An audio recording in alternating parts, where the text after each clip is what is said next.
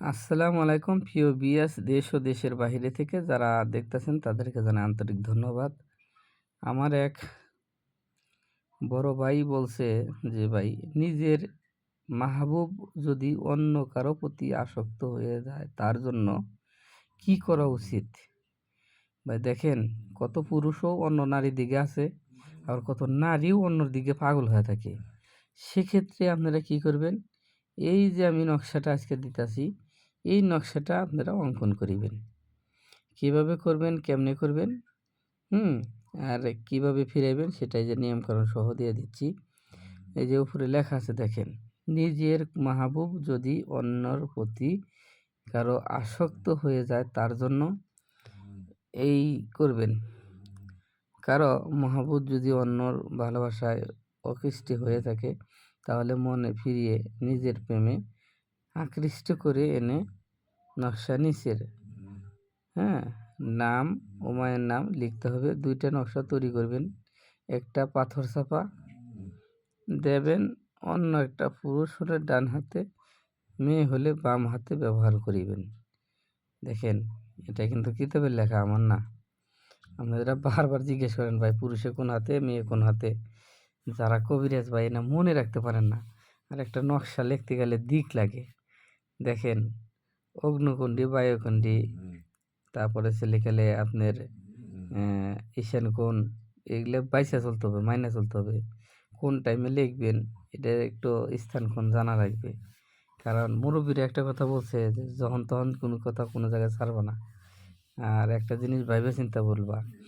আর আপনার বই যদি কিনে নেন, সে বই চালানোর নিয়ম যদি না পারেন তো কবিরাজি হবে না ভাই।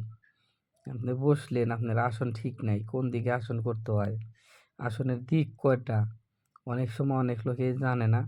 সেক্ষেত্রে তাদেরই উল্টা ক্ষতি হওয়া যায়। যে সমস্ত কাজগুলা থাকে সে কাজগুলা নষ্ট হয়ে যায়। তাই ভাইবা চিন্তা দেখে শুনে কাজ করবেন, খেয়ালের সাথে, ধ্যানের সাথে, যাতে আপনার কোনো ক্ষয়ক্ষতি না হয়, আপনার ফ্যামিলির যেন কোনো ক্ষতি না হয়। আর যারা কবিরাজ ভাই আছেন তাদেরকে উদ্দেশ্য করে বলা যে আপনি যদি কালে একটা কবিরাজ হন, সব ধরনের কাজই জানা থাকা লাগবে। মানুষকে বুঝানোর সাথে আপনার সব কিছুই করেন বা না করেন, একটা মানুষকে ভালোভাবে বুঝাইয়া দিবেন। সেক্ষেত্রে আপনারা এ ধরনের কাজ করতে পারেন। আপনার কাছে হয়তো একজন গেল যে ভাই আমার স্ত্রী, ও তো এখন খারাপ লাইনে যাইতেছে, আমার কথার কন্ট্রোল নাই, বা আমার কাছে আসে আমার সাথে গ্যাদগুদ করে, আমি যেটা বলি সেটা শোনে না।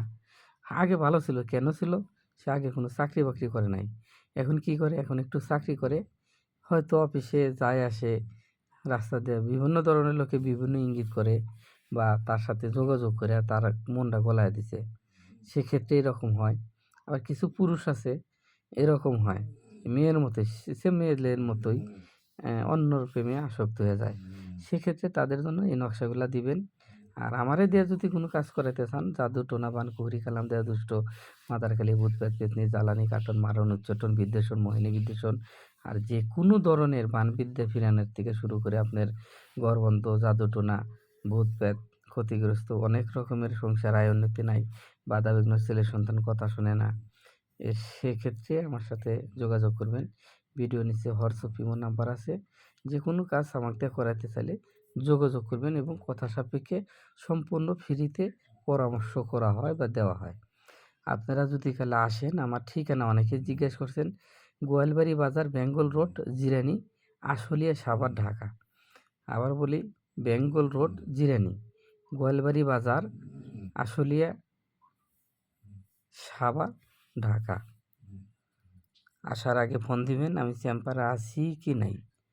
অনেক সময় অনেক ক্ষেত্রে অনেক মানুষে আসেন, আমার সাথে যোগাযোগ করেন না, সেক্ষেত্রে দেখা যায় যে আপনাদেরই কষ্ট হয়, ঠিকানাটা বুঝতে ভুল হয়।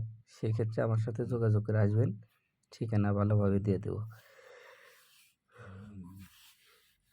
কোথায় থেকে নামবেন, কোথায় থেকে উঠবেন সেটা আমাকে খালি জানাবেন, আমি ফোনেই বলে দেবো যে এখানে এসে নামেন, এখান থেকে এখানে। সহজ ঠিকানা, বাংলাদেশের যে কোনো প্রান্ত থেকে আসতে পারেন। আসসালামু আলাইকুম ওয়া রাহমাতুল্লাহ।